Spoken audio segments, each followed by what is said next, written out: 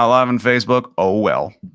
What's going on, everybody? Welcome to the Ryan Stick Show. This is a good time coming. I do not believe if we're on you. Oh, you know what? Fuck. We are. We are. Hey. let me check something out. All right.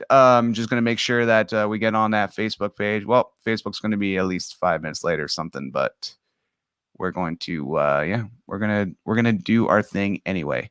But everybody on YouTube right now, if you're getting to enjoy this, I'm trying as hard as I can to make sure Facebook works. Okay, whatever. I believe there's going to be no Facebook page. I don't know, whatever. You know what? Sorry. This is later. This is everybody who watches this right now. They're like, look at your.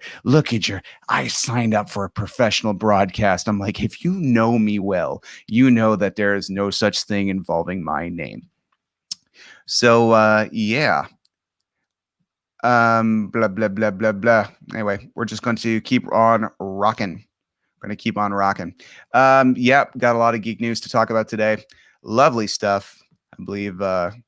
I believe I got to you know what? We're just gonna live stream. Sorry, everybody. I get really ambitious and I get all Clark Griswold about stuff, and I just say to myself, oh, I want it to be big, I want it to be perfect. I just want to have a great old-fashioned Christmas dinner like we used to have. And as a result, I drive myself nuts.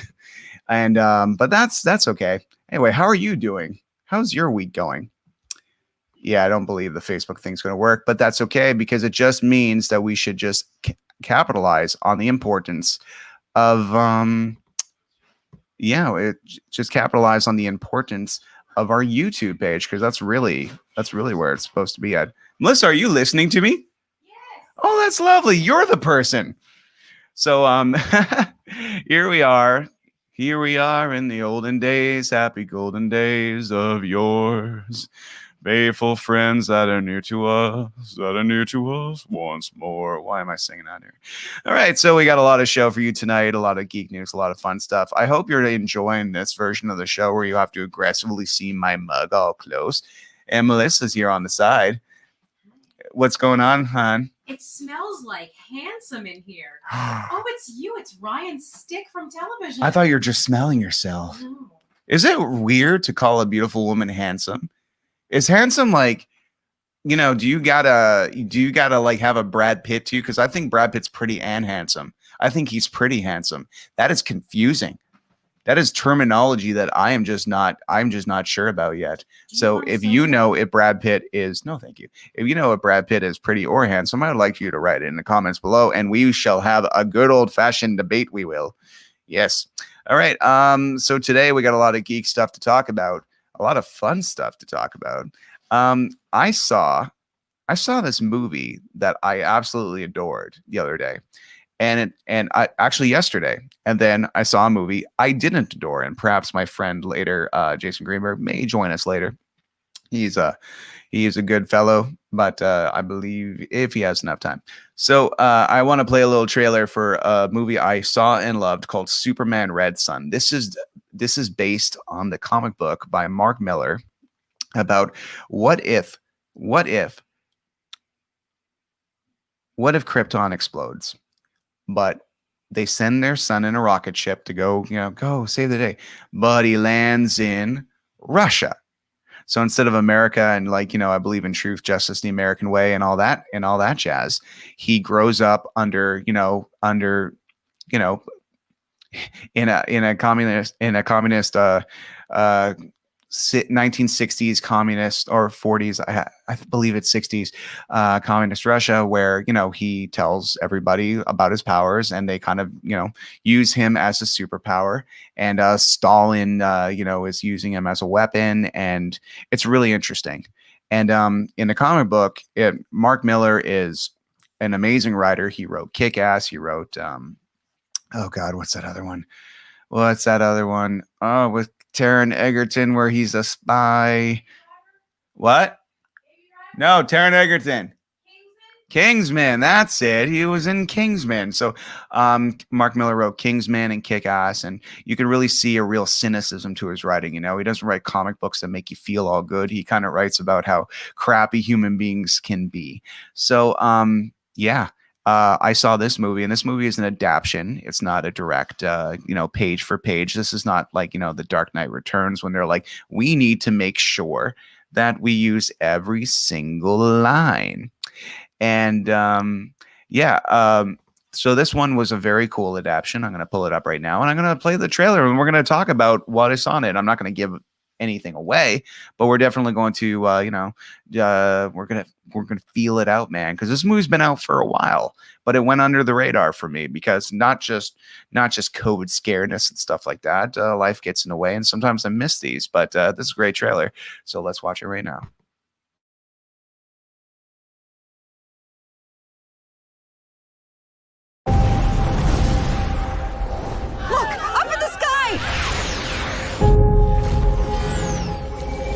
That the best you've got? Extraordinary reports coming out of the Soviet Union. Tales of a being with powers and abilities far beyond those of mortal men. As I said, Mr. President, of course I understand your concern, but I assure you the Luthor Company has this under control. I don't blame those among you that fear me, for you've been taught to fear all your lives. This is a world where the strong rule. And you are the strongest of all of us. It is only a matter of time, very little time, until all of Western Europe is absorbed, is taken by the Soviet Superman. Look alive, Lanterns. We've got incoming. I'm honored to have you here, Ambassador. Call me Diana. And what shall I call you? Superman. You think you're going to stop me, Batman?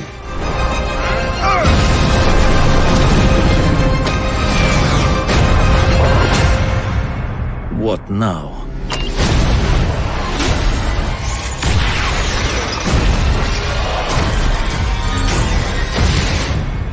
Now I save the world.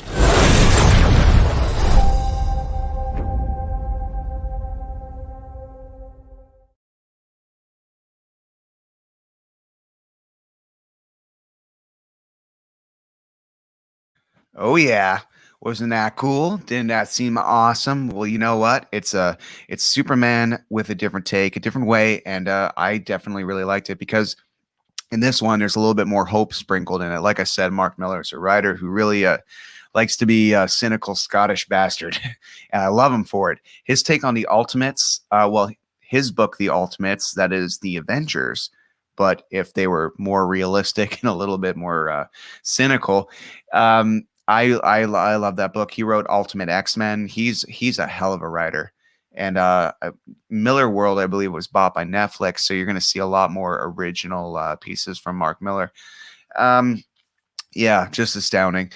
So that movie I really liked because it I find it even improved on the comic. Like they took a lot from the comic, but they give it a little bit more heart to it. I even got emo a few times. I mean, there's some real solid standout moments, and I think it's worth any Superman fan's time. Honestly, I think even if you're only kind of a pseudo Superman fan, like I've always wrestled with.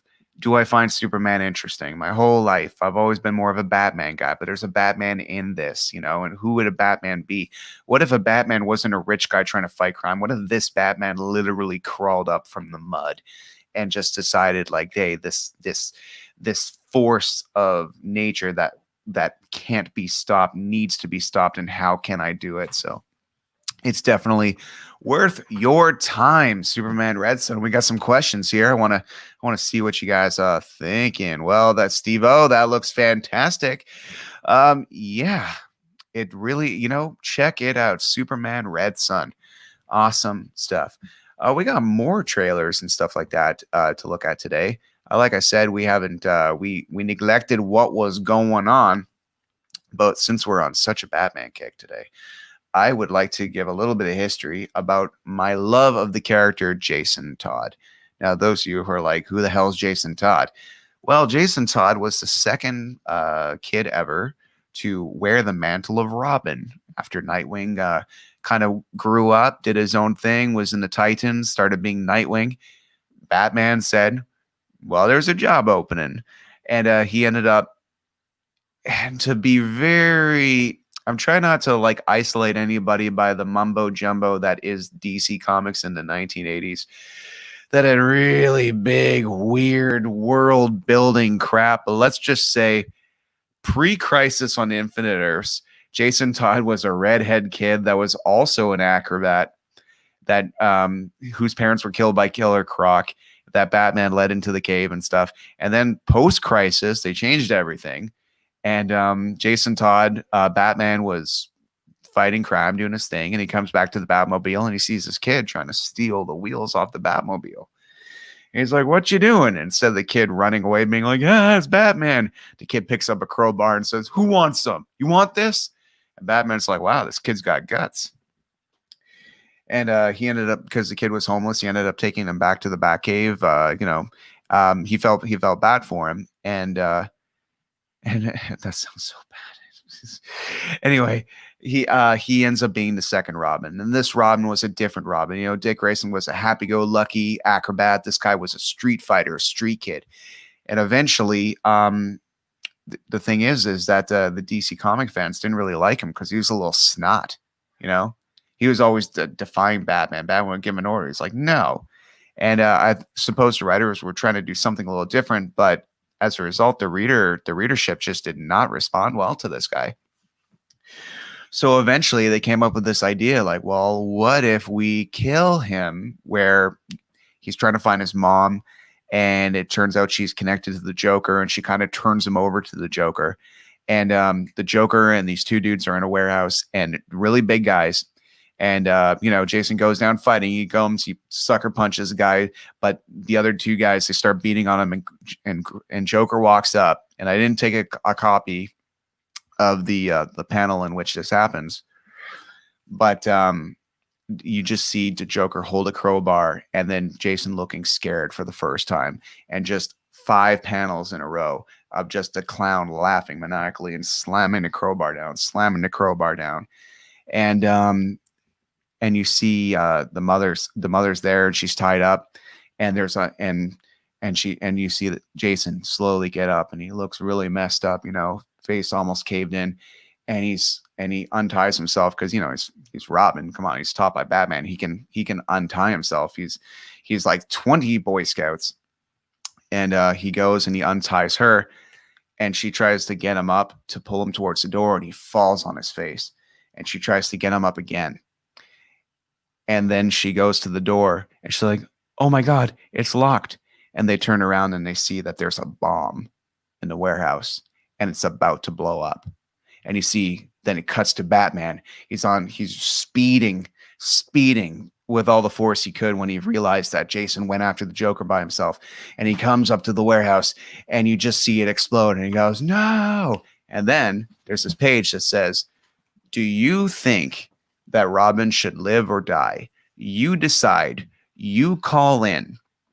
So it was a toll, I believe, like a call collect number, one of those things in the 1980s, and it was pretty close. It was almost they almost made him live, but he ended up dying. And so that's the comic book version. And as a kid, when I heard about this, I was completely flabbergasted. I was a very sheltered child.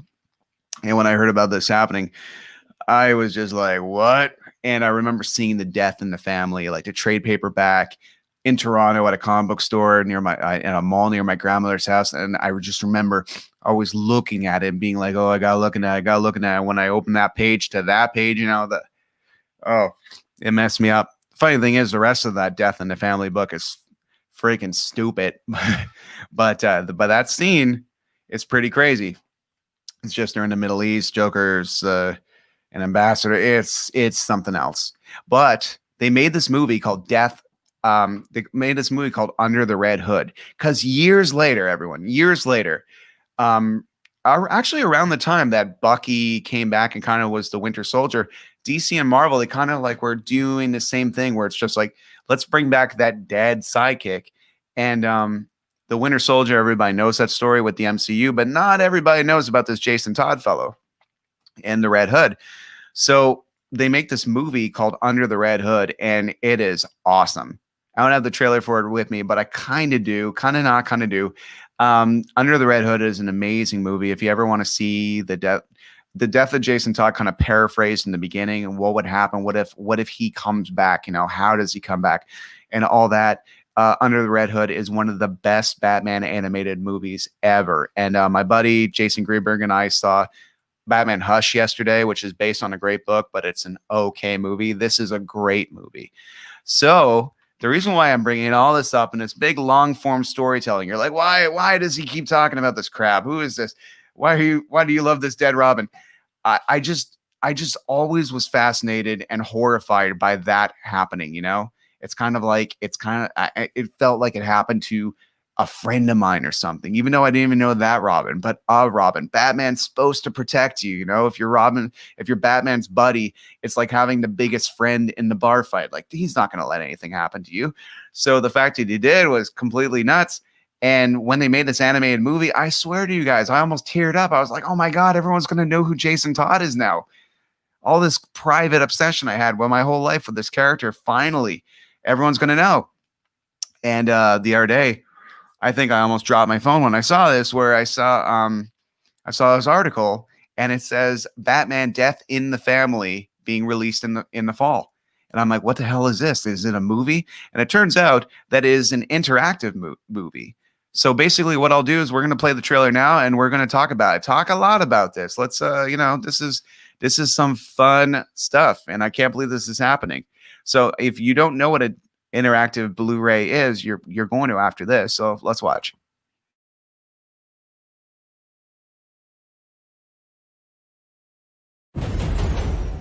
We save lives every day. Strangers. And there's always enough time. But I failed to save Jason from this life. Joker got a hold of stolen uranium. He's selling it to terrorists. He's gonna take Batman and Robin together to close this case. You take them down while I investigate that warehouse we tracked Joker to. Please tell the big man I said hello.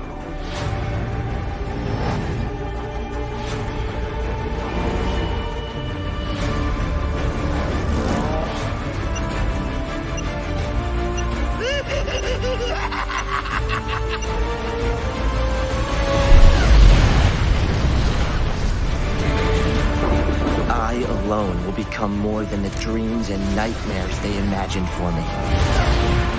The Red Hood's knowledge of my tactics, my history. This was getting personal. Joker showed me the truth. Evil can't be cured, only killed.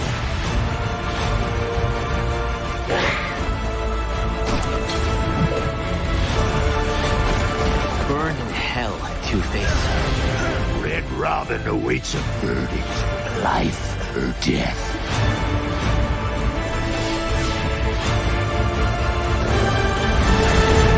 Because of my choice, I had to avoid repeating mistakes.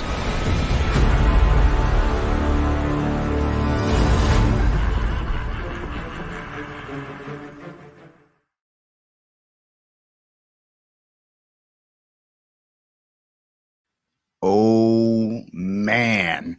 You see that? That's everything I think I've ever actually wanted in it, because I love that kind of like choose your own adventure aspect to it. I mean, seriously, it sounds so ambitious and so cool, but at the same time, I love the fact that every time you kind of play that, you could see an alternative something happening, and it's pretty amazing. Yeah. So thoughts on an interactive DVD menu? Yeah, it's pretty cool, right? Oh my God. I'm looking so forward to that. And it's nice to look forward to things. It's nice to be excited about things, but just as a lifelong Jason Todd fan, and another huge shout out to the first season of Titans and the way they handle that Jason Todd character. Like, wow. So all the Jason Todd, I think Jason Todd and Bucky Barnes, like there should be a fan club of just like, we love them sidekicks who turn out to be badasses, who, are crazy in their own right and stuff. So definitely check that out. That's great. I want to review a movie later on, and I just got to make sure that I'm going to okay, copy the clipboard. Cool. I'm going to send out an invite to my homie, and yeah, we're gonna get some Jason Greenberg in house. It's gonna be great. He's a cool dude. And I can't shit on the movie Hush by myself, because I myself kind of feel like I'm kind of like, you know, indifferent and stuff like that, where I'm like, okay, not every adaptation can do what it is. But oh, Nick Russo, what's going on, dude? We've been talking about Jason Todd, Red Hood, and that Death in the Family interactive movie, DVD movie that's coming out, and we got a lot of our things to talk about too, because as I look through the stuff I'm supposed to be looking through, you know, we had Kevin Smith. Kevin Smith had a big week in Geek. First of all, Kevin Smith is releasing a Green Hornet animated series. And we don't have any images of that right now, but it shouldn't be noted that over 20 years ago, he did write a script for the Green Hornet that eventually was turned into a great comic book. But that is not what the show is going to be about. In fact, it's going to be like a little bit more for kids, but they're going to really try to go in the style of Batman, the animated series, you know, timeless, but modern. So people are still going to be wearing trench coats and stuff like that, but it's not exactly, they're not going to be picking up a rotary phone or a sundial. Like it's going to be current. Yeah. So, he also released a trailer for Kilroy Was Here, which is a horror movie that he shot with a film school. So he went into a film school, I can't remember which one, and he said, okay, listen, this is going to be the ultimate education. We are going to shoot a movie in segments. You know, this class does this class does this, but it's all going to come together. And what better education than learning on the set? So that's pretty amazing. So we're going to play this Kilroy trailer is here. And yeah, let's talk about after it and comment. I love your comments. I love hearing what you think about stuff. And comment. I will see that. I will. All right.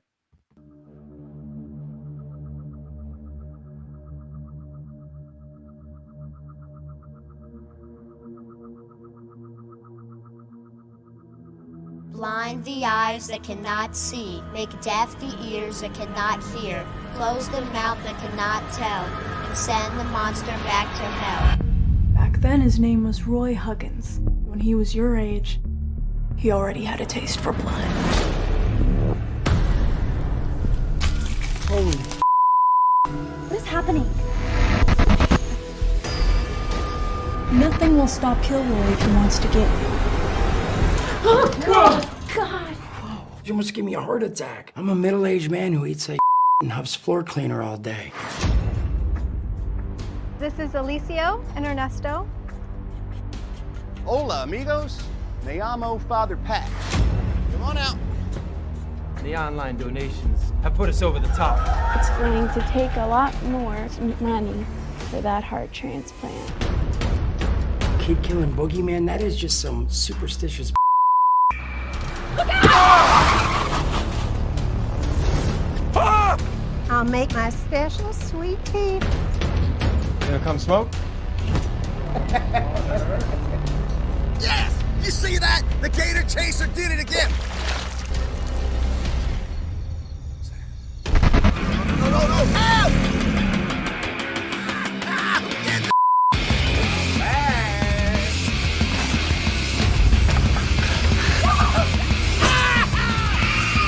Happy, I'm coming to Kilroy!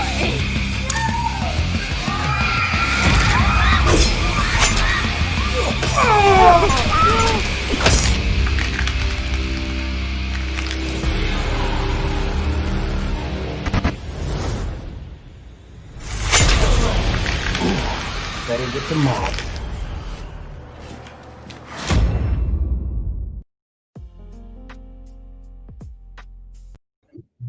What's going on, everybody? I am joined by my buddy Jason Greenberg. What's going on, pal? A lot, man. How you doing?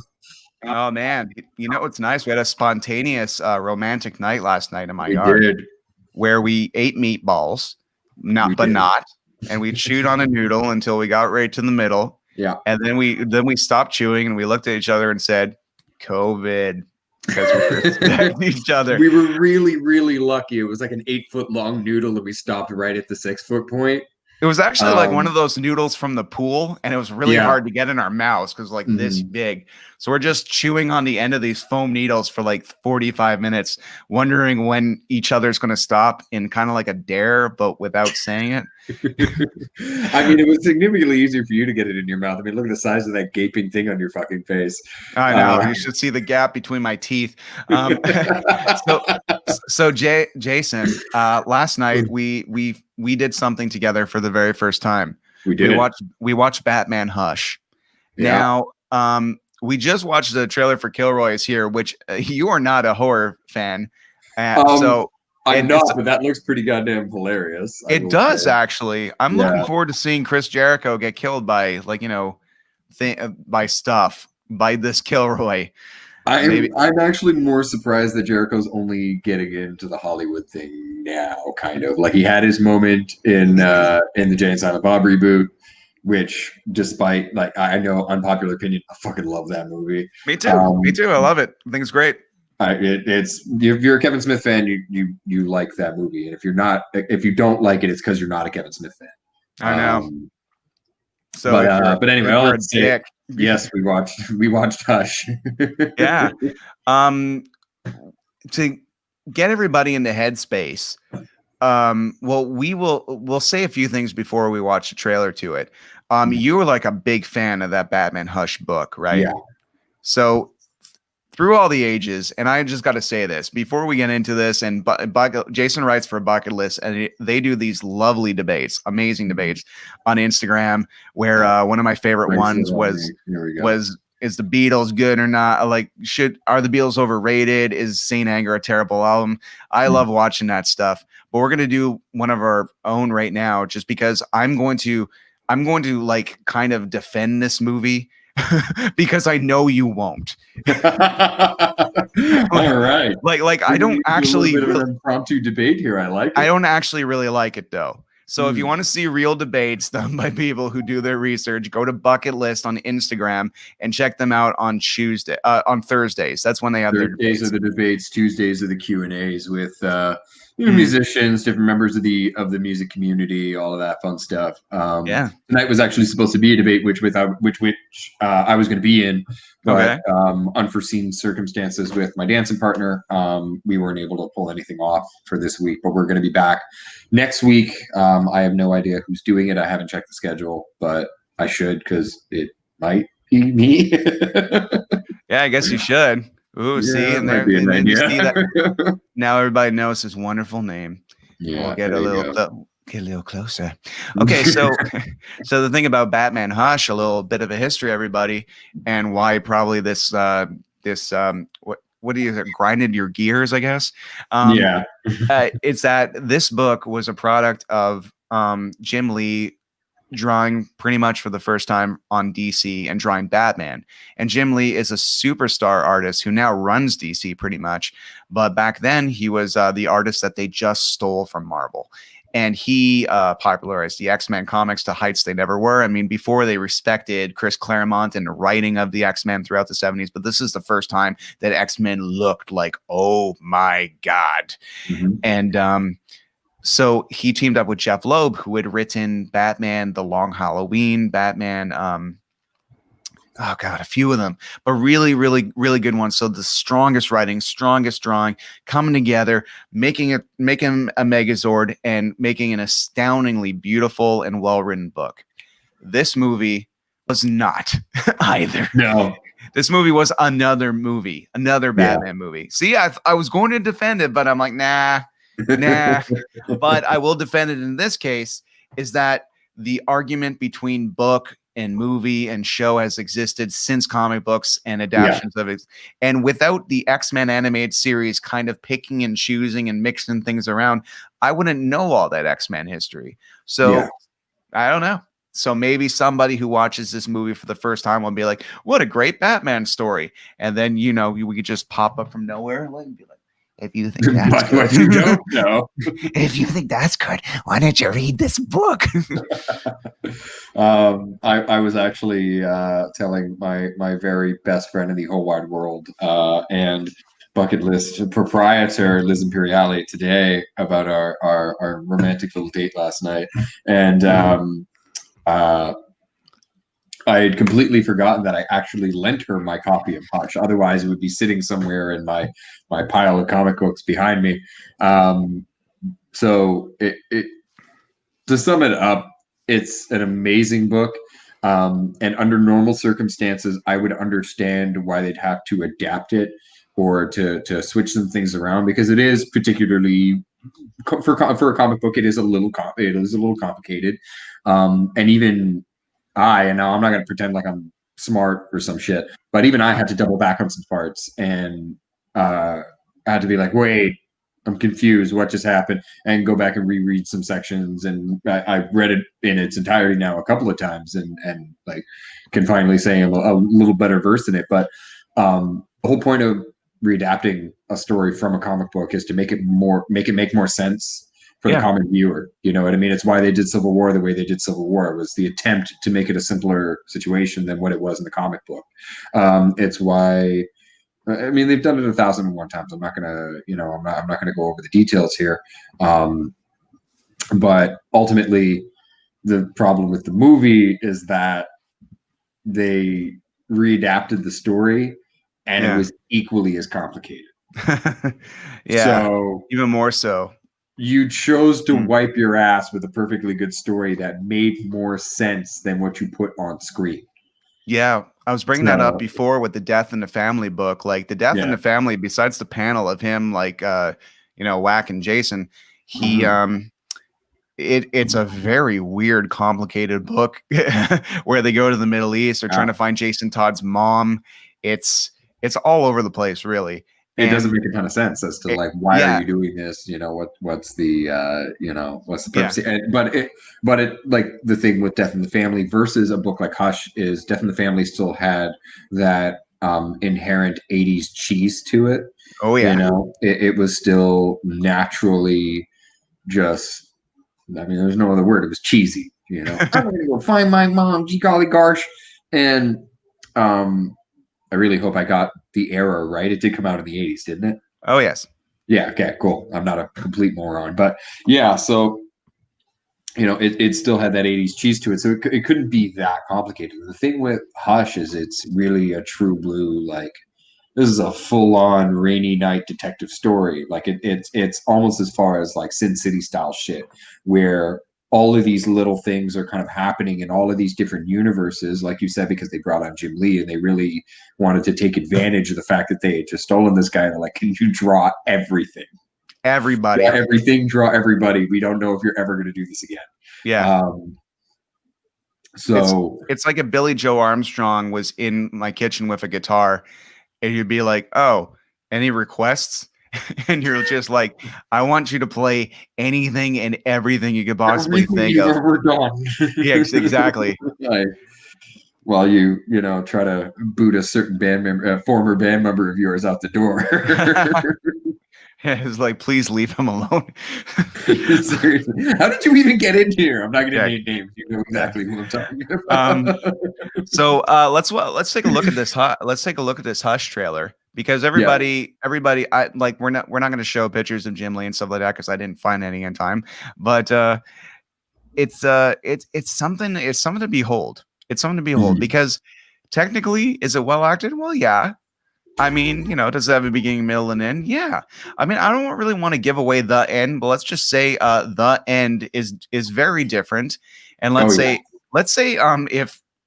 if someone rewrote The Wizard of Oz and she's like, don't pay attention to the man behind the curtain, and she goes behind the curtain and it's the Scarecrow, and not in Batman, but let's just say it's the Scarecrow in the Oz, and you're just like, wait, you were the wizard? It's like, yes, I was the whole time. And you're like, what? But that's not how, like, the inherent reaction was just, but that's not how it happened. Yeah. And I'm just like, isn't as good as what actually happened. I'm like, this is a very expensive experiment if you're just doing this to like, like you Yeah. You went above and beyond to really shit on a perfectly good book. Yeah. You know. All right. Let's check out. Let's check out this trailer.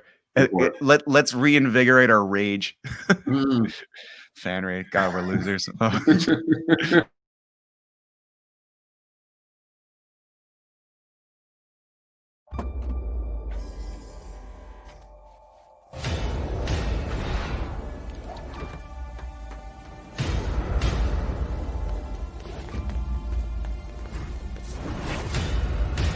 We've done this dance for so long.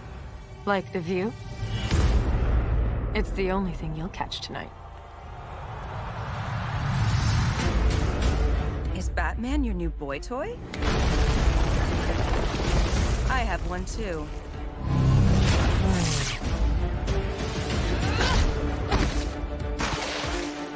None of this is my fault. He made me control Superman. What's his name? He calls himself Hush. The events of the past months reach as high as Superman and as low as the Joker. All were set into motion by Hush.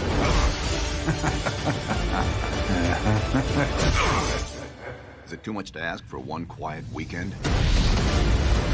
It's like they're all crawling out from under the carpets now.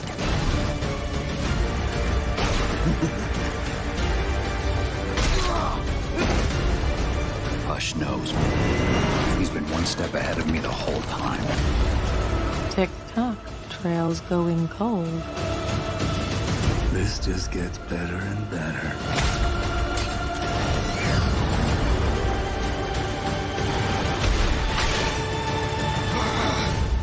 Hush, Batman. Hush.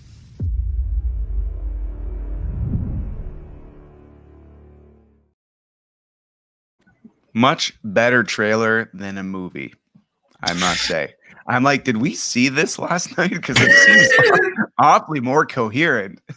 Yeah. I mean, there's a few things that even upset me about the trailer. Like there's specific things where it was just like, that's not. Yeah. Wait. I know. I get how some people have to change stuff. I mean, I'm a really big fan of the movie Civil War because I understand to do it properly, you would have had to make the movie in 10 years after establishing the X-Men and Fantastic Four and the Illuminati and all that. Like it, you know. So really just the Fantastic Four, because the X-Men were neutral ground, with the exception of actually not even Wolverine. Like they if I remember correctly, in Civil War, the neutral ground was always the X-Men. They were supposed to be Switzerland in this. Yeah. And Tony Stark was a very different guy in the comic book as opposed to the movie, because I couldn't really see especially in this version of it, I really couldn't see the Robert Downey Jr.'s Tony Stark pressuring Peter into revealing his identity publicly and all that. It just kind of too soon. You gotta change it around. I mean, you know, my friend's kid is like 7 years old and he's seeing all these movies for the first time, and to him it's the same way we saw the X-Men cartoons, where it's like, oh, I guess this is it. And you know, some fat balding guy, you know, back in the 90s would drive by in a van and say, hey, that's not how it actually happened. I'm like, go away, Dad.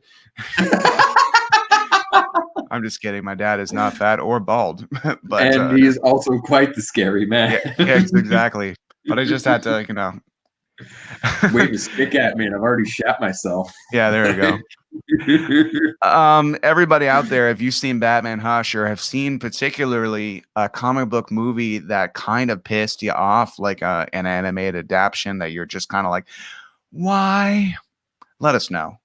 Because I think there's some adaptions out there that do a better job. I think Kick-Ass, the movie, is better than Kick-Ass, the book, hands down. Because the book is just mean. The biggest difference is, you know, Big Daddy, played by Nicolas Cage, who is kind of doing a pseudo Adam West. Have you not seen Kick-Ass? Yeah, I have. Okay. I've seen both. Well, anyway, when he says, all right, Kick-Ass, me and Hit Girl will meet you later.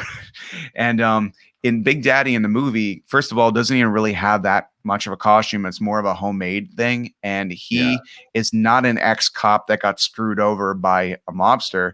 he's just a really bored guy who kidnapped his daughter from the woman who divorced him and made her pretend she was a superhero.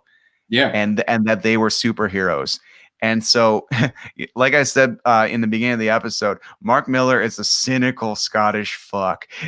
And movie makers and stuff like that tend to sprinkle a little joy in his and make it better adaptions. I mean, I think The Kingsman's a way better movie than a comic book.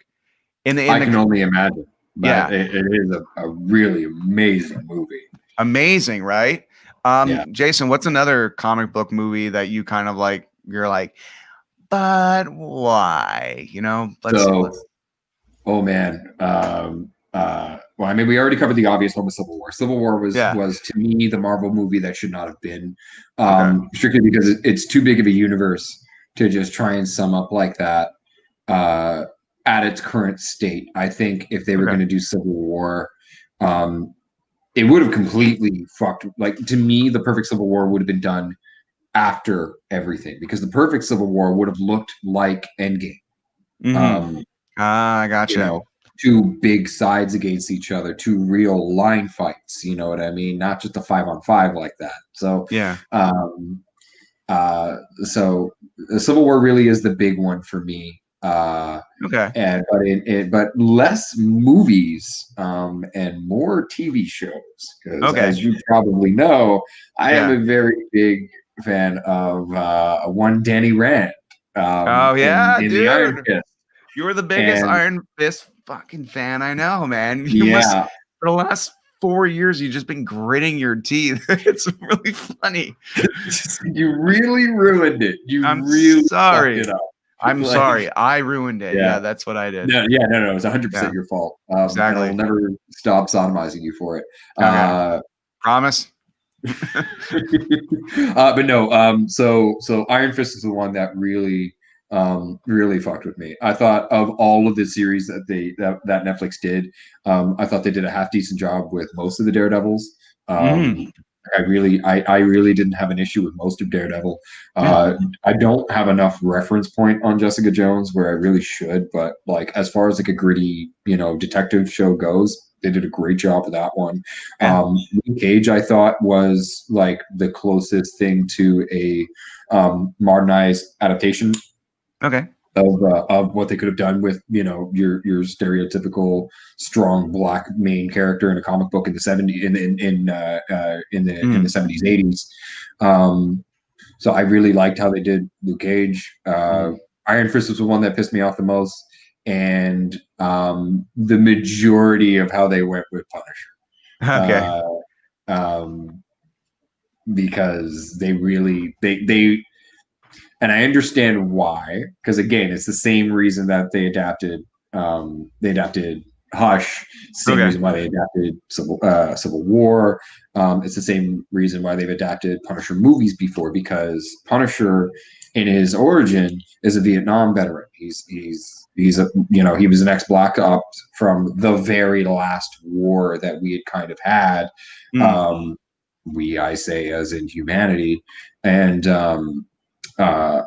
so they wanted to adapt him into a modern day war. So they made him they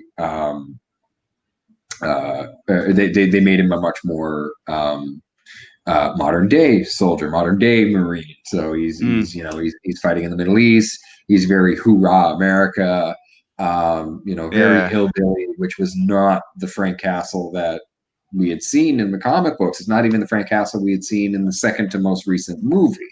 And where I love the actor that plays him, I think he went with the wrong. They tried to readapt the source material a bit too much to make it the same character that I've always really deeply loved. It's interesting you're saying that. Sean Bachu, he's a Montreal stuntman, an awesome guy. You would love him. You guys would get along so good. Sean, came on the show last year before, or 2 years ago, I guess, before the last season of Punisher came out, like right before. And he says the thing that bothers me about the Netflix series is that Frank is more stoic. You know, he's not going to scream for nothing. He's going to be kind of stone faced, much like Punisher Warzone, which is not a great movie, but it's a great midnight movie. It's a great Fantasia movie. If it was advertised and shown through the prism of this is what you watch at 2 o'clock in the morning while a little drunk and in a theater in Times Square, that totally makes sense. Like and after you said the stoic thing, I then rewatched. I watched 12 episodes of this Punisher making choices to go. He went like, full Christian Bale about it, and I'm thinking, oh right. And the last frame he's ever in Punisher season 2 is the last thing is a, and I'm like, fuck. Yeah, I that fucking yell, right? I wish I didn't have that conversation because I couldn't stop the yell. I'm like, couldn't get out of my head about that. So you were saying? I wasn't even part of that conversation. Yeah. And that was my first complaint is how excessively emotional he is throughout the whole time, be it excessive rage, excessive sadness, excessive everything. Read a Punisher comic and you're never going to see that kind of stuff. You know what I mean? You'll see him break down over his family one frame, and then the rest of the comic is just cold-hearted fucking like, all right, I'm mowing down dudes and this is a Tuesday night.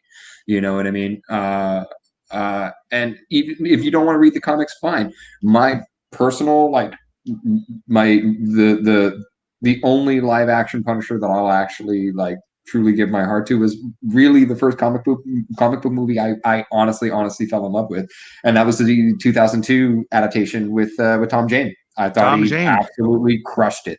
I thought that was the perfect Punisher when pitted against anything I'd ever read in a comic book. So to see this current one with like the excessive like Christian Bale-esque yelling and stuff like that, stop. Thomas Jane, that movie's really interesting because usually everybody, Frank Castle's family, I think it's usually depicted where they're in a park and they're kind of like in the middle of a gang fight and they get shot and they got shot down. In this movie, the people due to well, he's kind of like not a secret agent, but he's definitely undercover. He's an undercover cop here. Undercover cop, and this mob boss's son gets killed in a fake drug deal gone bad. At arms deal, a sting, and in an arms deal gone bad because the guy was there because he wanted to impress his dad, and he ends up dying. And the wife of John Travolta, the gangster, they're like, we found his family on an island. She's like, kill them all. They're like, the children too. He's like, all of them. So this mob. So the mob, and they don't just kill his kids in a park. They go after his mom, his dad, his uncles, his nieces, his nephews, his neighbors, their dogs, anybody that is a Castle or related to them because they're at a family reunion.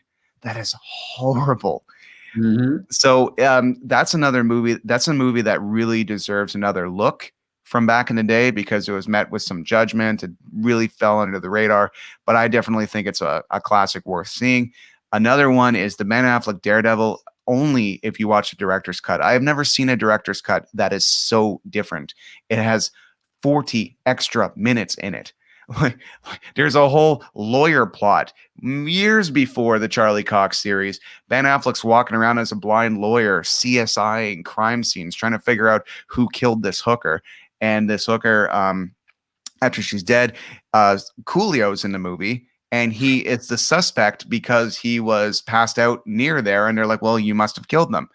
So spoilers or Mile kind of shit. Yeah. So spoilers or whatever, it slowly trickles down to the death of the hooker had something to do with the Kingpin's administration and people who work for him. And that's how he actually takes down the Kingpin. Because in the movie, Ben Affleck him fight, and then you hear some cops coming. He's like, didn't you hear? Word's out on the Kingpin. Out of nowhere in the theatrical version. But in the fucking extended cut, you're like, yeah, because you just blind lawyered CSI the shit out of thing. And you realize your right-hand man loves dead hookers. And that's why word's out on the Kingpin. So it just goes to show. I love it when director's cuts fucking matter because sometimes they really do. Yeah. And sometimes they just shoving some scenes, hoping to sell a couple of extra DVDs. You and I are gonna have to watch that one. I haven't seen the director's cut on the Dare Fleck. I don't My know. favorite scene, Jason, in that is, you know how he's like, I gotta go fight crime, and she's like, no, stay with me, on the rooftop, and it's raining, and they fuck to Evanescence. In the director's cut, she's like, no, stay with me, and he says, no, leaves, and goes and beats up this guy, and the kid's like, leave my dad alone. He's like, I'm not the bad guy, kid. And you're like, oh, that is so much fucking better. Yeah. You cry, I wipe away. He's like, no, bam, bam, bam. Fuck you, dad. Fuck you. Yeah, crazy what a difference that is. I think you honestly found the title, like the title to today's episode is and they fucked into Evanescence. Oh man, good times, man. Good times. Yeah. So Alan LeGros brings up every panel Watchmen was layer upon layer and was far better than the movie. The TV show did it justice. You know what? I was a fan of the movie before the book, and it just goes to show books and all that stuff is kind of like the gateway drug we need to bring us into the greatness that is comic books. And as a medium, it's like reading. It's like watching the movie before reading the book when you've got a book report due. But if you're like me, you want to read Jaws after seeing Jaws and see the ultimate director's cut, which is the book. So Watchmen, I loved it. It's one of my favorite comic book movies ever because it opened a world. But yeah, that book, and when it came out, must have blew people's minds. Totally. What are your thoughts on the Watchmen movie by Zack Snyder? That is a panel for panel remake, with the exception of the squid. Which come the fuck on. You know? That's really my only point. Is I too loved that movie. I thought it was casted pretty well, perfectly versus the characters in the book. And I read the book like 5-10 years after I saw the movie. And it was really like, it was an amazing book, but there was a lot of excess fat and gristle that made that book what it is, that was only mildly streamlined for the movie. The movie really is a panel remake. The movie is the golden standard as to how you should be making adaptations from comic books to film. And anybody that was upset that they didn't do the giant fucking squid, I mean, that's where I would even draw the line. It was a very good buddy of mine that and technically one of my bosses that really like made this point to me for the first time when we were once again talking about Civil War. You know, I was bitching about that, and he was kind of like, yeah, but you got to understand, I don't make these movies for you and me.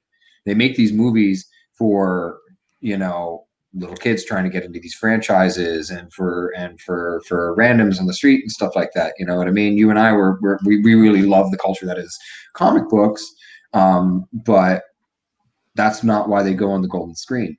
And they're not going to make the money they need to make to justify the costs that went into making them by perfectly readapting it. So doing Doozy Ozymandias' grand scheme of it being an alien and everyone being now against this alien threat versus it being arguably a bit of a smarter ending where he simply harnessed Manhattan's powers. Spoiler alert, whatever. If you haven't seen it by now, blow me. It's been a decade. They had time. You know? Yeah. It was arguably actually a significantly more clever ending in the movie than it was in the book, considering the book was, once again, another one that was written in the fucking 80s, you know? So I for people that shit on the book, I don't understand how or why. Sorry, not shit on the book, shit on the movie. I don't understand how or why. I do got to agree in the sense that the show was really goddamn good. Oh yeah, is it better than the movie? I love the squid in the show because I always thought I didn't understand what the squid fucking did. Like I understood, okay, there's a squid there, and he probably crushed some people. I didn't understand that the sonic shockwave of its existence coming into existence, like would deafen people even in Jersey. Like that's what made the squid to me so much cooler. I'm like, holy fuck. So all these people just by being in hearing distance would die because this guy got teleported in, or how did he do it again? He created the squid thing. He teleported it to Manhattan, and it blew up. Like he rigged it with explosives or something, and it blew up. It let out this gargantuan shriek, and that screwed with people's hearing and their brainwaves and their this and that and the other. And so it was definitely very interesting that the TV show was bold enough to attempt the squid, which is again like a pretty deep cut, like Hail Mary move to include something that sci-fi and that really left of natural thinking, you know. Yeah, and Alan Moore, I don't know. I'm wondering what Alan Moore would think of that show, because he did one run on the comics that said no more, and the TV showrunner said, "I'm going to do one season, no more. I'm going to have the balls to walk away from money, because when something's successful, all people want to do." But I'm like, I'm really cliffhanger. Oh yeah, yeah. So without giving anything away by explaining the situation, do you think she does, or do you think she doesn't? I think the beauty of it is that I have no fucking idea. I know, me neither. Nobody has either idea what we're talking about either, but it's great. I know what you're talking about, but I think that's what's so beautiful about that cliffhanger is that I am truly left with the incomparable question of exactly that. Does she or doesn't she? You know what I mean? Yeah. Does she stand or does she sink? Yeah. You know, like, and I think that's like, and the fact that that's what they're ending off on is truly the greatest homage to that comic book that they could have done, because that's exactly it. They finished that comic book with question. Yeah. You know what I mean? He sent off the diary. Well, what actually, Rorschach, but confusing him with the question is a very adequate mistake to make, because he was supposed to be the question. Had DC? Oh no, I'm not even referring to. Okay. The question. Yeah, but exactly. But that's funny though, because the whole Watchmen, the reason why they exist is that Alan Moore wanted to do this really fucked. They're like, okay, we got all these characters from this comic book company that went out of business. We have access to the Shield, like, you know, which is this guy wearing an American shield. We have Blue Beetle. We have the Question, and a few others. And he's like, oh great, this is what I want to do with them. And they're like, and he's like, no, that's all right. I'm Alan Moore. I'm gonna make my own characters now. So he makes his own character. So the comedian, because he's David Attenborough. Yeah, the Shield is very similar to the Comedian. You know, a very patriotic. Because later the Comedian would wear a mask in the USA shit. And the Question, very similar to Rorschach. You know, don't trust anybody, can't see his face. Blue Beetle and Night Owl. He's the second Blue Beetle, the second Night Owl, who relies on a lot of like gizmos, Batman type gadgets. And after you see that, you're like, oh yeah, that makes a lot of sense. Yeah. So love that Watchmen. I've seen the longest cut they'll do. I've seen the cut where they put in the animated Black Freighter footage. I've seen there's this great special feature to the DVD called Under the Red Hood, where it's an interview of Hollis Mason and they kind of go over the history. So all the shit that you didn't see in the Watchmen movie that's in the book, like the chapters in between, as if you're reading Hollis Mason's book, they kind of depict in the special feature. So they really went out of their way to explore every nook and cranny they could possibly get out of that.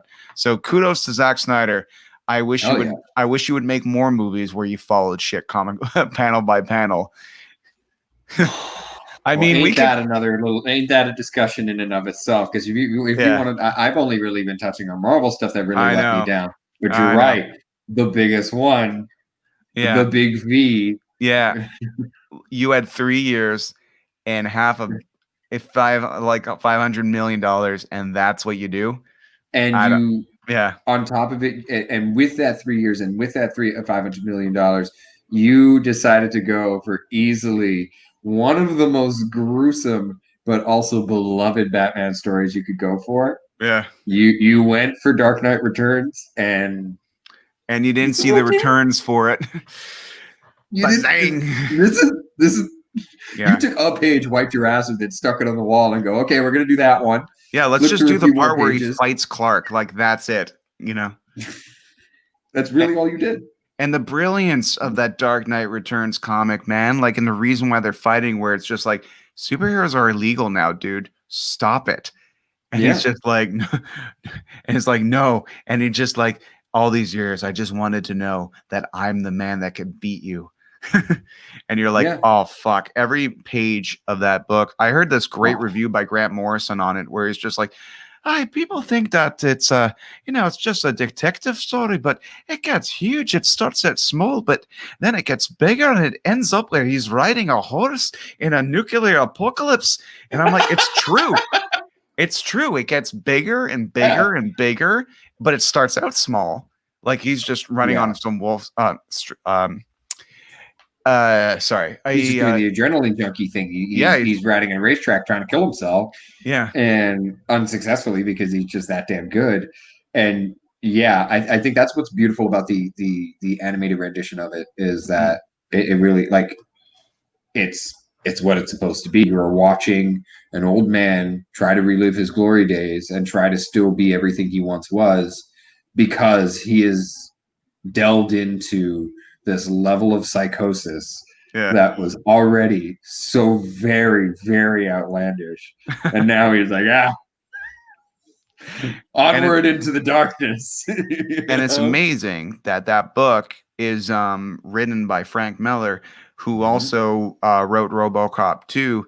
But what I loved about the Dark Knight stuff was the press's interpretation of what was happening as it was happening. And they did the same thing in RoboCop 1, where they would show news articles and commercials in the middle of the panels.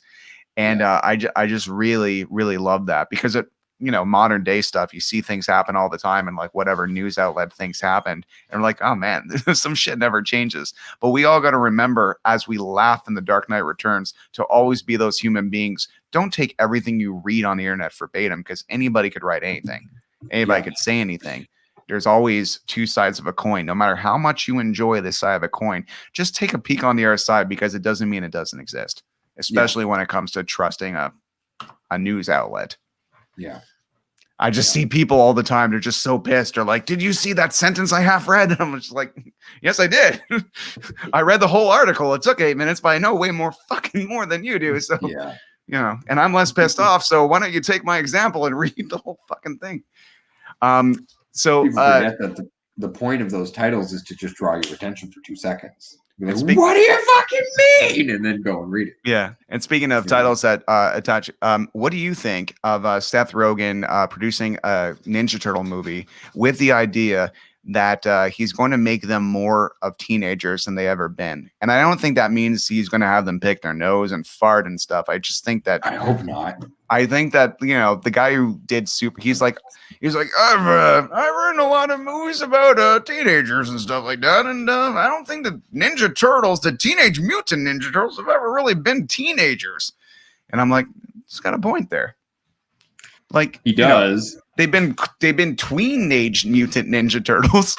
Like, when I was a teenager, I wasn't like, well, dude, pizza, like, video games. I was like, man, I grew up fast. When I was 15, I'm like, let's get drunk. Yeah, I feel you. I think one of them should definitely have an unhealthy obsession with the Misfits or something like that. Nice. I feel like Raph is just going to be like the most aggro fucking hardcore kid we've ever seen. Like, that's what's going to happen. But no,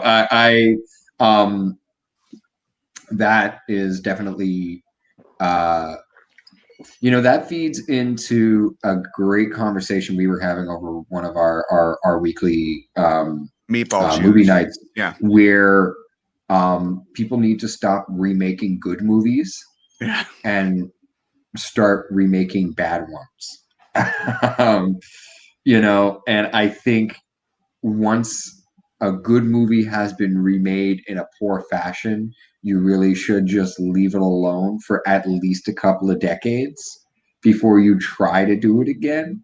So if he wants to make a Teenage Mutant Ninja Turtles movie where they're more teenager than they've ever been, like logically speaking, you're talking about grittier, more crass, more rebellious, a little more turmoil between them, probably stuff like that.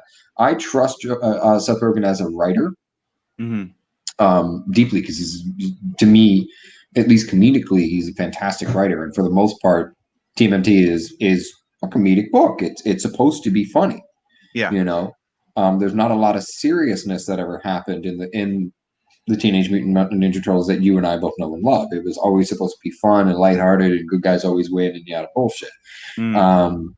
So the idea of trying to make either, you know, a grittier or I guess a more angsty Teenage Mutant Ninja Turtles, okay, cool.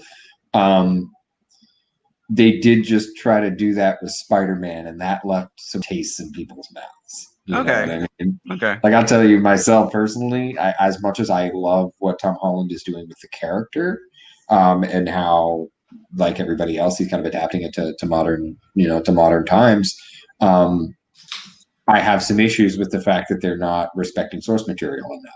And then if this is going to be like your way of trying to say that I'm going to make them more teenagers than they've ever been, you know why we like these things is because of the source material, because there's a universe to go diving into afterwards. And if you start shitting on that source material, being like, well, my idea is better, then go write your own thing, dude. Okay. I get what you're saying. But I really did like Far From Home like a lot. I've never seen Mysterio on screen before, and there's this one scene where his spider sense kicks in that I think is the coolest fucking thing I've seen in a Spider-Man movie in like 15 years.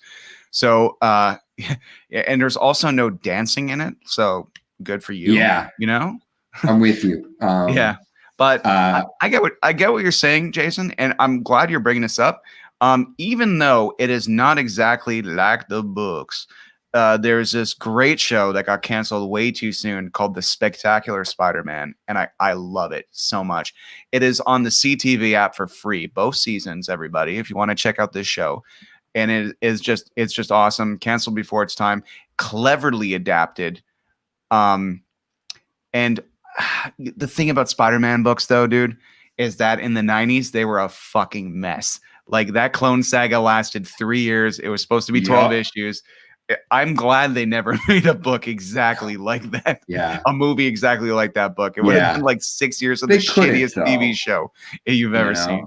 They couldn't do it. That's, you know, that's trying to turn Spider-Man into Arnold Schwarzenegger in the Sixth Sense. Like, no. How many clone babies? No. The issue I had with Far From Home specifically was just that they took too much of the characters away and tried to make too many things like lazily convenient. Okay. I.e. MJ, you know, their romance together.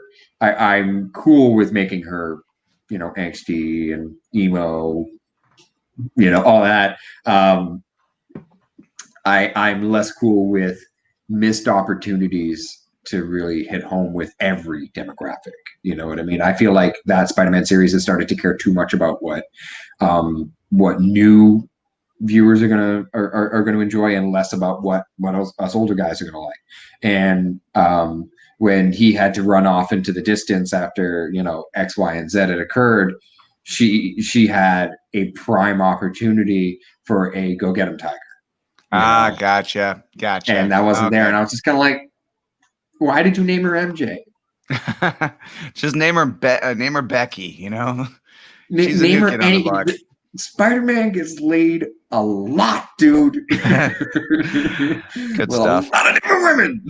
I think Tom Holland is I think Tom Holland's great. I think a lot of the casting, like, they've really hit the nail on the head.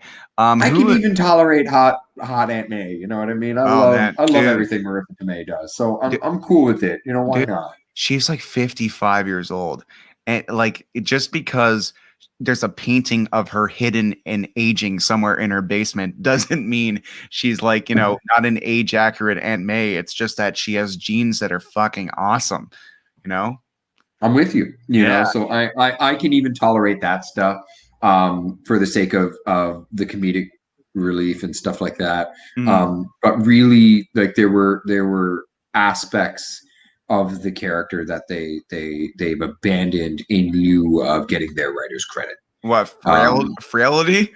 Like, oh, Peter, I need that soup, otherwise I'm gonna die. It's like, oh man, if I don't stop fighting Doc Ock, Aunt May, who's like fucking old as shit's gonna die if she gets this chicken soup.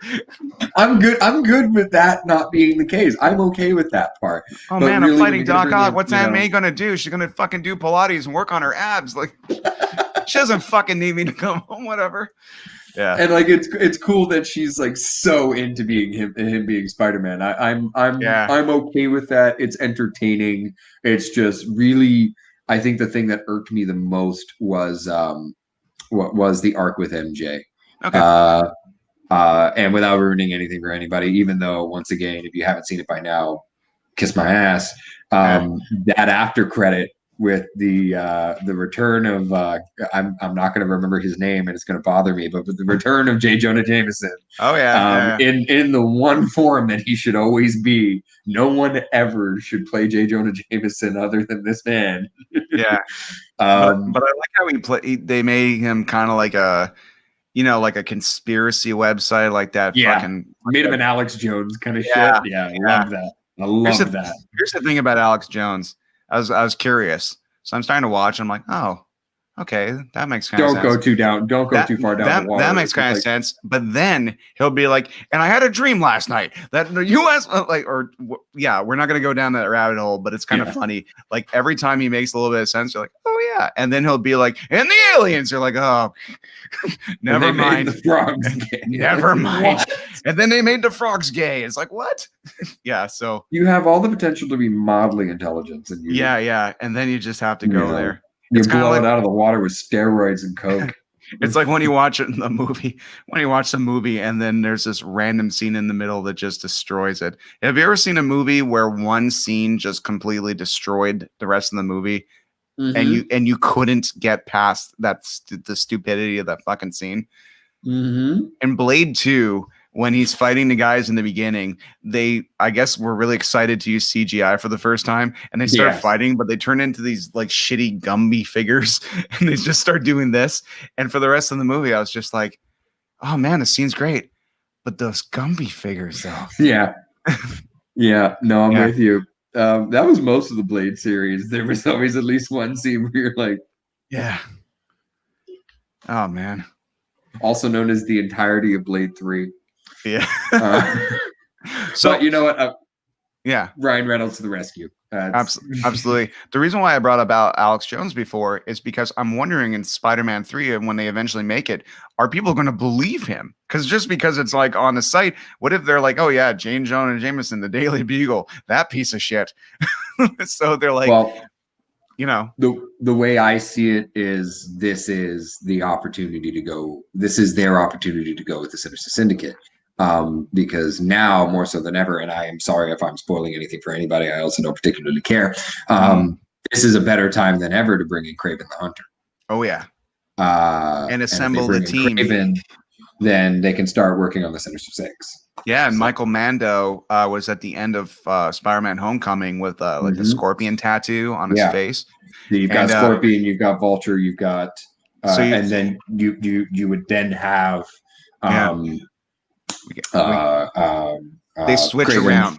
Yeah, they switch around, and whoever might be the new Mysterio, and maybe a Doc Ock, maybe not. Like the Sinister Six always kind of come and go.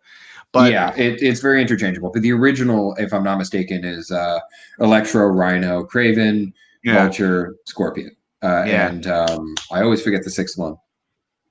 Oh, they keep switching. They keep switching. It's Spider-Man's got like 9 rogues, and then the 3 are always switching around because sometimes it's Chameleon, sometimes it's not. Yeah. Sometimes it's Goblin running the show. Speaking of Goblin, I wonder if the MCU is finally going to hit that on the head, because you got William Dafoe, you got the best casting ever, and you cover up his head with a Power Ranger helmet, making all of his efforts kind of useless. Then you get Dane DeHaan, who's a fine young actor, but they're like, okay, Goblin, you're going to be Beavis. Yeah, you're going to put on the mask and you're going to be like, hey, Spider-Man. Hey, Peter. That definitely, yeah. That was a that was the Two-Face moment for me, because I felt the exact same way with Two-Face at the end of Dark Knight. I didn't. I had no problem with it, but I totally respect that you do. A lot of people. Yeah. Misuse. Just leave it for the sequel. There were so many choke points in that movie that they just didn't take advantage of.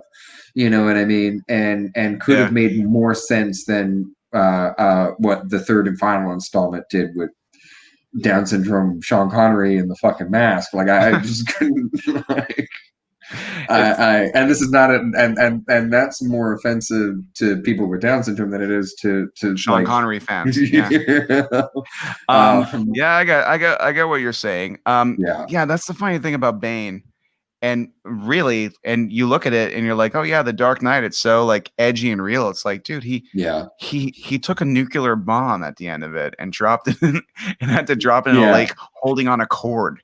Like, the Dark Knight universe was not that intense. It was not that gritty and real. No, and as far as I'm concerned, it wasn't gritty and real at all. It was lazy. It was Nolan being like, "Can I please put this to rest? I don't want to keep doing this." I know, but I love the Dark Knight so much. It's like my spirit animal. I love it. I thought the summer that Iron Man and the Dark Knight came out at the same time, they're like, "This is the level, everybody." Yeah. All that shit you used to do in the 90s when you're like, let's make this stupid comic book decision. Let's make Venom Topher Grace.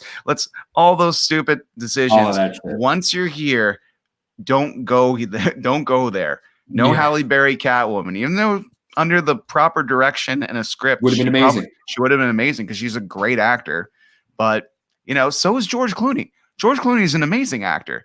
If George Clooney was directed by fucking Chris Nolan, do you think George Clooney would have been going rah, rah, rah, rah? No, and he wouldn't be going, hey, freeze, I'm Batman. He would have been like, awesome Clooney. The back card. No. It was definitely because he was under a guy. Like, that's why there's always a weak link. There's always somebody that, the production company's kind of like, how can we make morons like this? Yeah. How can we turn this into a toy? How can we make this for kids? How can we make this for people that don't like comic books because comic books are silly and stupid, even though. Yeah, it was looked down upon. It was looked down upon. Like the joke I made before about fat guys in vans who are balding. It's like, that's how comic fans were seen, like the comic book guy on The Simpsons. And they weren't taking in consideration that young, beautiful, hot people like this stuff just as much, and they should be taken seriously. And even the stigma of, oh my God, a girl is here, like that's fucking gone. Comic-Con is 50-50 at least. It's actually becoming more the opposite. Even more and more. And the stigma of only weirdos who live in their parents' basement like comic books and stuff like that clearly is not the case anymore. In fact, for years, even when I was in my cool guy disguise at parties and stuff like that, just trying to be cool, wearing dog collars and a bunch of other stupid shit, I would always find that guy in the Spider-Man t-shirt to be like, best friend for the night. Yeah. Let's find you and I are going to disappear into the corner and not talk to anybody but each other about comic books. Yeah, because we're going to, and as soon as we're done, we're going to have to pretend we didn't have this conversation because it's 1999. Just walk out of the corner wiping each other's mouths. Yeah, exactly. Was it good for you? Well, That's basically me finding a dog at a party minus the homoerotica. There you go. But isn't that the best part where if you never met a person before and you find them at a party and you're like, you narrow down the only other nerd back then and you're like, oh man, we are going to have some fun. Let's get the beers and let's talk about the latest, especially especially when the world started changing and there started being comic book movies every year, which we're narrowing down the 20-year anniversary of minimum 2 comic book movies per year. Mm-hmm. and it's never been not since then. But Batman and Robin, we were talking about George Clooney. George Clooney kills all momentum, and Blade, they release Blade, but they're like, here's Blade, he's a vampire. It's a comic book, but he's a vampire. Comic book though.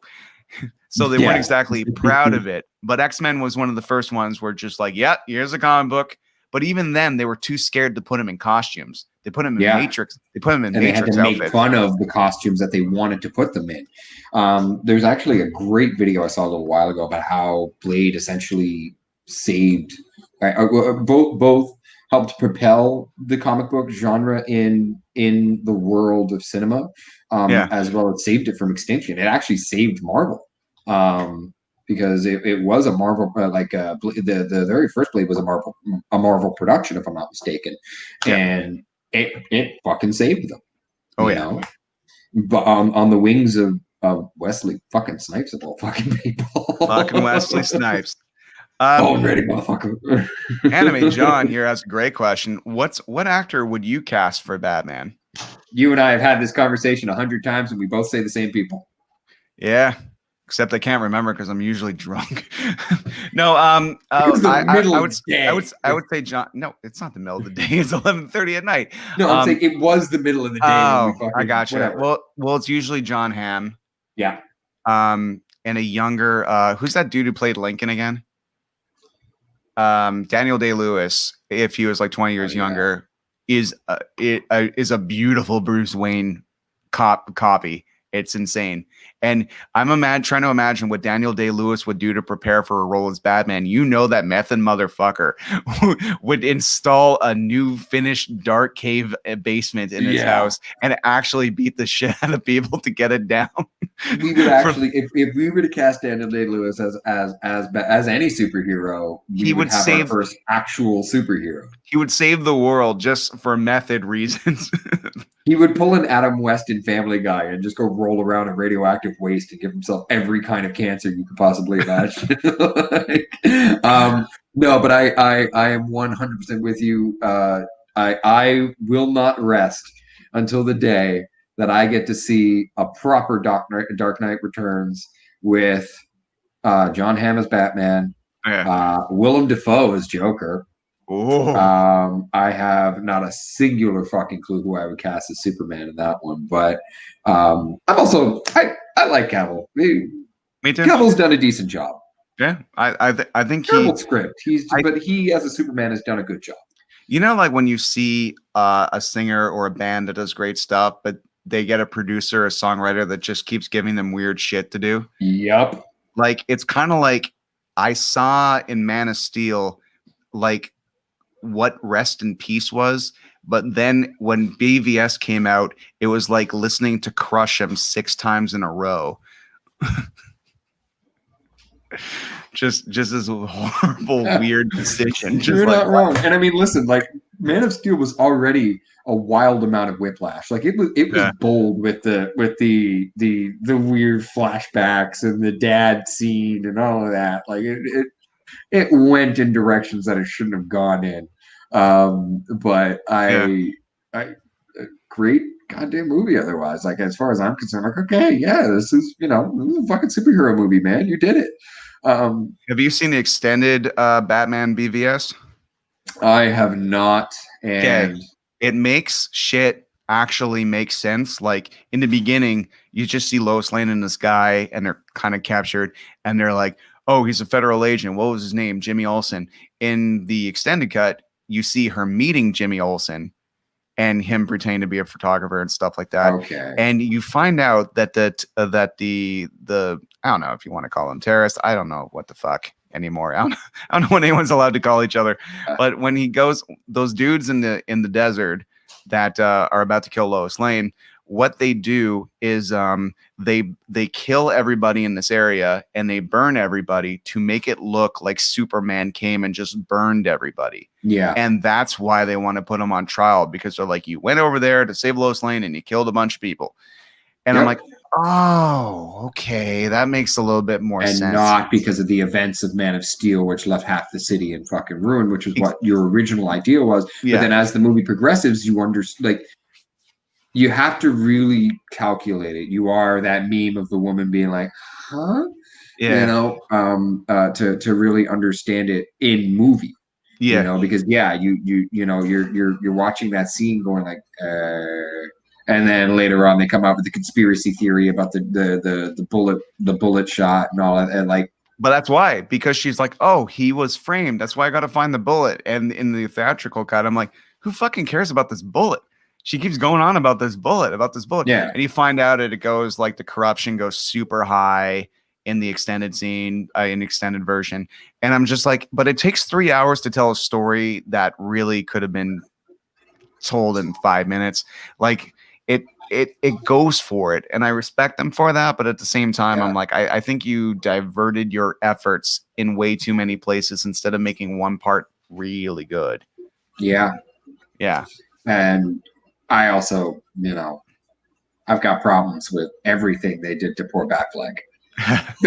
Benny Boy had every opportunity to be the best Batman we've seen on fucking screen. Yeah. They pulled the Christian Bale and fucked with his voice, which was completely unnecessary. Even if they explained it, it was completely unnecessary. Okay. And he was fucking CGI'd the whole time. Yeah. Well, Homeboy did months of putting on unreasonable amount of weight for someone his age. And muscle and really I'm pretty sure everybody listening to us is just like, are you still going on about this fucking Batman shit? It's been 5 years. It's the last thing we talked about when I was on here too. But yeah, I know that movie is unforgivable in a lot of ways because it really, it stunted any possibility of the DCU ever making any progress anytime soon. But now, apparently, with these movies that are coming up, with like the Robert Pattinson Batman or Batterson, whatever. The Batfleck thing has me addicted to this.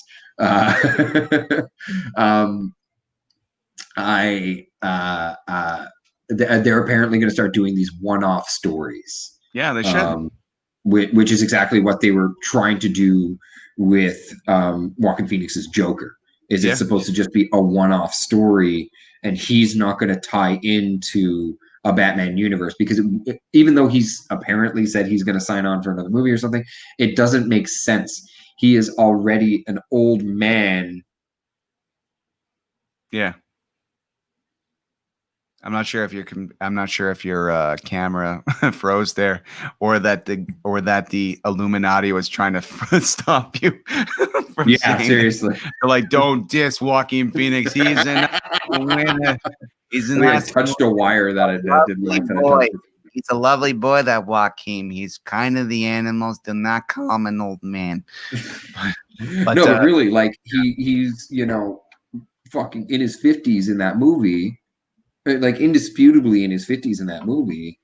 What are you going to tell me he's 20 in that? Like, come on. Yeah, but you know what, man? We just got to remember those amazing trade graphic novels that isn't number 1 or 4 or 5. Some fucking stories are just self-contained. Like I read this Spider-Man book that was fucking awesome. In fact, I'll pass it to you next time I see you. And it's called A Life Story, in which Spider-Man gets his powers in the 60s. What's going on in the 60s? The Vietnam. And in the first issue, you see Flash Thompson has signed up to go be a soldier in Vietnam. Why?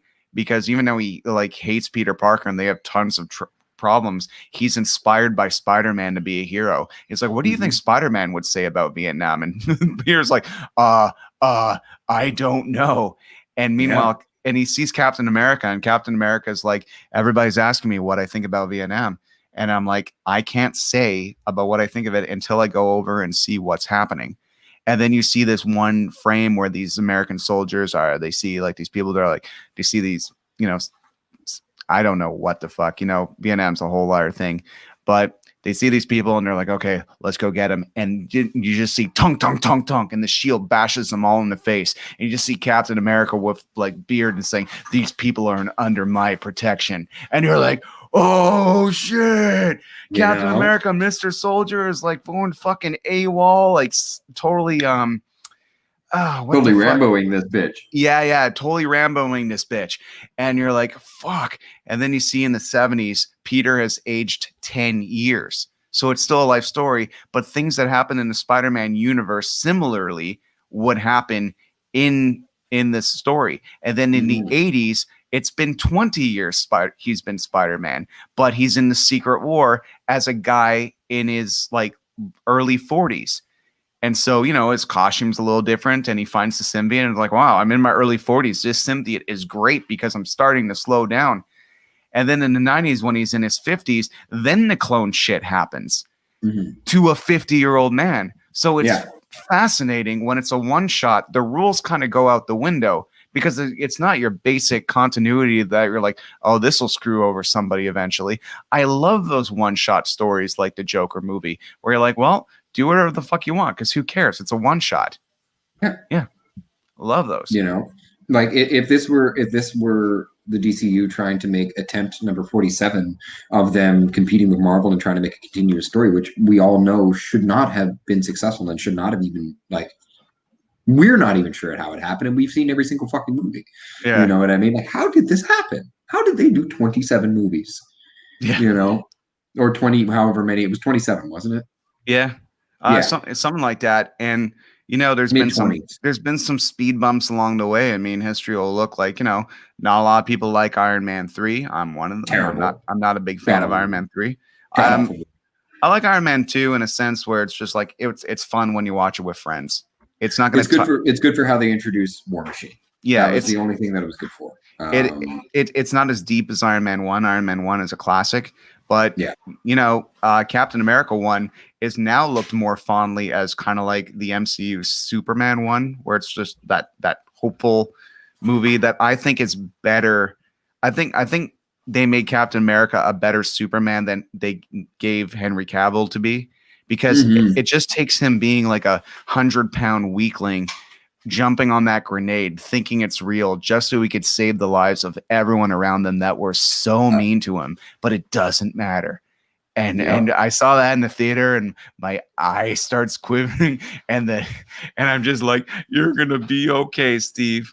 That's my Captain America." So then fast forward to Endgame when he's there and he's just like sees Thanos and every ship, this whole battalion of impossibility, and he's just there, picks his shield up, and he's just ready to go. And I'm like, that's the same motherfucker that jumped on that grenade, when he had nothing going for him.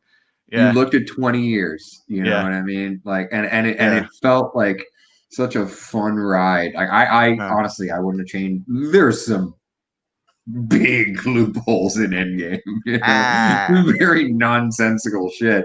But really, I can't say I would have changed a single thing about that movie, about those two movies. So, but that's the brilliant thing about the MCU is to get to that point we just talked about. You have to have your good, your bad, your whatever movies, and you go along for the ride and you earn that moment. And the problem with Batman v Superman and Justice League is no moments were earned; they were just kind of thrown in your face. Yeah. So stop this rush shit and just do what you do best. Just make good standalone movies. And what fucked up Hush is because they wanted it to be in the same continuity as Death of Superman and all their other DC movies. Stop doing that. Just make one good movie. Exactly. Look at Flashpoint. Awesome. I fucking love Flashpoint. Holy shit. Flashpoint is fucking amazing. Movie. Flashpoint is fucking amazing. Fucking amazing. When I first saw that, oh my God. I was house sitting for my sister when I saw that one, and I put it on, and I'm just like by myself. I'm like, holy fucking shit. I call up Big Dave. I'm like, Dave, you got to see this fucking Flashpoint movie. So I watched it again, watching Jay and Dave watch it, just like, because I know the big parts that they will. I'm like, and that's the first time that DC really, besides the New Frontier, like showed blood in their movies. Have you seen Justice League, the New Frontier? I think I have. Was that the one that they introduced Martian Manhunter? Yeah, and Green Lantern. It takes place in the style and look of 1950s animation, but done in a very real way. Like Wonder Woman goes and gets attacked by the being that and all they find is the invisible jet covered in blood. Like, oh my God, gruesome, oddly gruesome, but amazing. Yeah. DC, man, when they put their eggs into just like, let's just make this good. What's happening over here? Fuck it. Who cares? Just make this good. Exactly. And like I'll give Hush credit for one little thing. Okay. at least, and I mentioned this when we were watching it last night, at least they brought back the old suit. Yeah, They the found blue a way to bring suit. back the old suit and to really give it that teensy little bit of respect, because otherwise there's maybe 3 frames in the whole movie that actually respect the book. Yeah. The like, you know? Yeah. Um, Oh man, you know what I gotta show you, dude? And you would love it if you haven't seen it yet. Have you ever seen the Adam West voice acted Batman 66 animated movies that came out like a few years did back? not. No. Okay. It's called The Return of the Cape Crusaders, and it's Adam West and Burt Ward voicing the characters. And it's amazing to see old 1966 Batman without the restraints of 1960s production, because they have bat jets, bat copters, bat whatever, but they do these little nods to other people that have played Batman over the years. Like do a nod to Frank Miller where he gets some gas in him and he starts getting a little meaner, and he's just like, yeah, it's like, welcome to the surgery table, and I'm your surgeon. And that's straight up a line from The Dark Knight Returns. And then he's like, want to get nuts? Let's get nuts. And doing the Keaton thing. And I'm like, oh, that is so cool. But done by the OG Batman that came before, where they're like, nah, man, this Batman 66 thing, once you look at it through the prism of this is just joy and spectacular, it's so enjoyable when you can see it in animated form, at least, because I find it was so funny. Me and my buddy King Wei Chu from Fantasia. I used to work with King Wei, actually. He's amazing, and we're the only people in this screening or this viewing of it, and we're laughing our asses off. And then they made a sequel to it right before Adam West died. It's the last thing he ever did. And lo and behold, you know who plays Two-Face? Well, who would play in the 1960s if they cast this? This is based on an unaired episode. Who would play a handsome, suave guy who would know Bruce Wayne, you know, similar in star stature? None other than Captain Kirk himself, William Shatner. Really? So for the first time ever, you see William Shatner and Adam West square off against each other in periodically what would have been the 1960s. Their prime time. Yeah. Amazing. That's awesome. Awesome. You know what, dude? That's the next things we are watching. When you and I are together, man, we are going to totally watch those because they are pure joy, man. Just pure joy. Okay, that sounds fun. We totally, I'm super down. Amazing. Well, thank you, Jason, for coming on the show. We have only a few minutes left before the next show happens on Stranger Radio, but I would like to thank you very much for coming on the show and fighting crime with your old buddy, Ryan. It has been my absolute pleasure to come on the show with you here on Stranger Radio. You want to know why? Want to know why he spoke like that? Because Adam West is a fucking jerk. There was only so much time for a scene, and Adam wanted to be on screen longer. So he'd say all his lines really long like that. Let's say there's 10 seconds for the shot to happen. You mean William Shatner Adam West. Adam West, okay. He'd be like, yes, Robin, I think, and so. Oh, so he'd really try to go like particularly thespian with his scenes. So Burt Ward would have to say his lines really fast, otherwise there's not enough time for the episode. And then he'd cut him off at his last line. He'd be like, "Holy sardine, think of again, Robin. Yes, we must go." You know. And Burt no wonder Burt Ward fucking hated him so much. Well, he loathed and loved him. Yeah. Oh man, dude, they have a book. He has a book called Burt Ward, My Life in Tights, in which it depicts how much consensual sex Burt Ward and Adam West had with fans and moms of fans and everyone in the planet. They fucked everyone consensually, but they had more sex than Batman and Robin in the 1960s had more sex than rock stars. If you want to read a book that'll make you feel aroused and ashamed at the same time, I got to pass you that book, dude. It's great. I'll make sure to read it during my nightly cold shower. Jason, where can people find you on this internet machine and enjoy your writing, your thoughts, and your feelings? you can only get my nerdgasms as they are currently with you anytime I join you here on the Lovely Stranger Radio. Which I must say, this whole Zoom adaptation that you've got going on here, beautiful. It's easy. Yeah, I really gotta check this out. But so yeah, no, unfortunately, talking about comic books and fun shit like this, you're only gonna find it with you, man. But otherwise, if you want to see my grumpy old man writings about anything music related, or see me yell at people indiscriminately for no particular fucking reason, you can find me on anything that is Bucket List Music Reviews. So that includes bucketlistmusicreviews.com, our website, our Instagram at bucketlistmr, where every Tuesday and Thursday we do either Q&As or debates. I am on whatever percentage of them between myself, my queen and Lord and Mighty Savior, Liz Imperiale, as well as the rest of the Bucket List team. And as well, check out all of our updates on our Facebook at Bucket List Music Reviews on Facebook. I'm sure we have a Twitter. I don't know. And we also do have some content over on YouTube at Bucket List TV, which we've had to halt, unfortunately, due to COVID-19. But once this is all done with, you're going to see us back doing our regular interviews and our album reviews and all that kind of awesome stuff. So fill yourself up with the Instagram content, fill yourself up with the written content on the website, and that's where you'll find my mouth moving constantly. And your fingers. Yes, very much so. Well, the beauty of that I have been told about my writing, even though I think my writing is absolutely atrocious. I don't know why. I think your writing's awesome. I'm bringing this up because I'm a fan of your writing. I find your sentence structure and your ability to pull these strange references that involving both self-deprecation and like not toilet humor, but just I don't know, just more vicious sexual innuendo. Like vicious sexual innuendos. There we go. Yeah.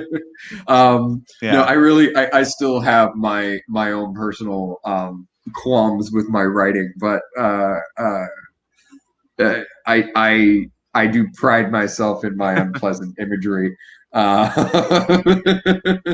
are a lot of really amazing writers on the site, though. So if you're looking for anything good music, or if you're hesitant on wasting your time on something, check out the website. We probably covered it, and you might get some good insight towards your next favorite fucking act. You know. There you go.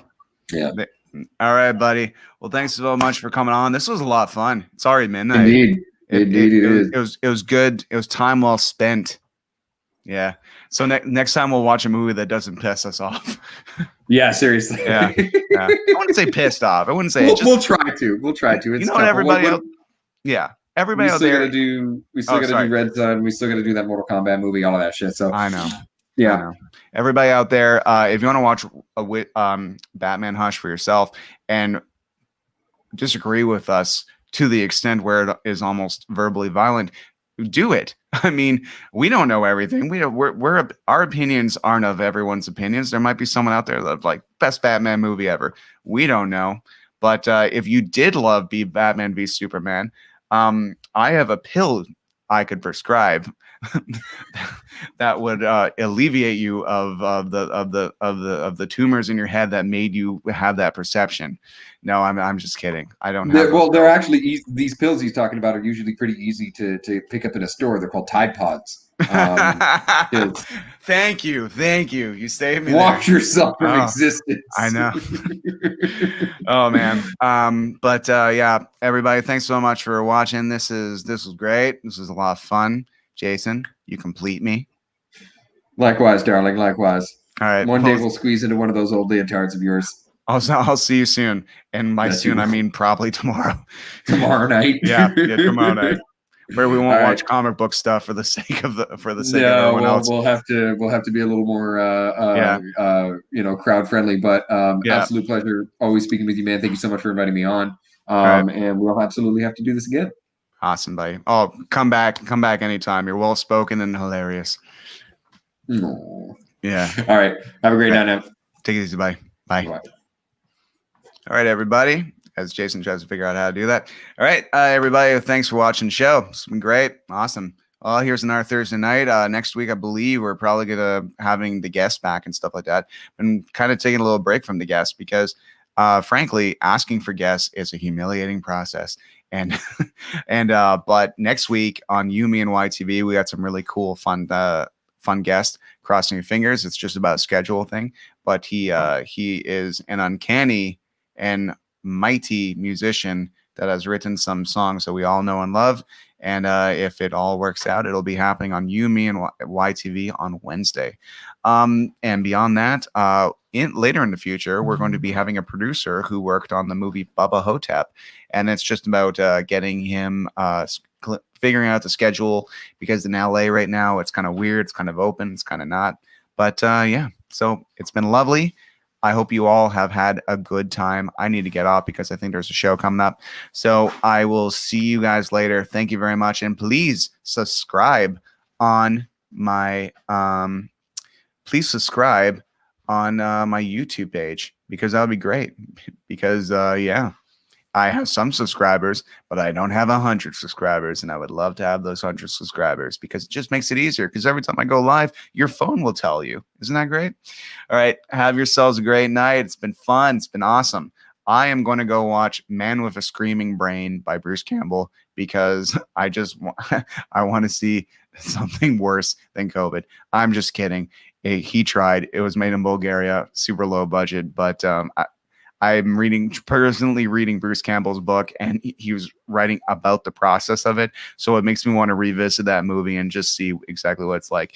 If you want to hear somebody who said something really nice about this show, go download the podcast High School Slumber Party, in which Brian, not once but twice, has said very nice things about me, about my show, and about his experience being on my show that you could watch in our previous episode.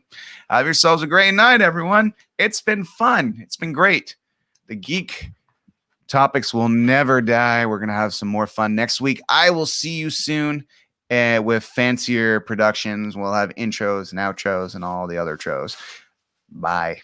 Have a good night. And we are ended.